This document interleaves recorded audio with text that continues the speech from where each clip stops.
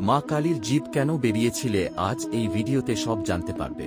একসময় দেবতা ও মানুষ সবাই ভয় পেয়ে গেল এক ভয়ঙ্কর অসুরের অত্যাচারে। সেই অসুরকে বধ করার জন্য দেবীরা একত্র হয়ে যে শক্তির সৃষ্টি করলেন, সেই শক্তির রূপই হলেন মা কালী। মা কালী অসুরদের সঙ্গে ভয়ানক যুদ্ধ শুরু করলেন। যুদ্ধ করতে করতে তিনি এতটাই ক্রুদ্ধ ও শক্তিশালী হয়ে উঠলেন যে অসুরদের ধ্বংস করার পরেও তার রাগ আর থামছিল না। তার তাণ্ডবে সারা পৃথিবী কেঁপে উঠল।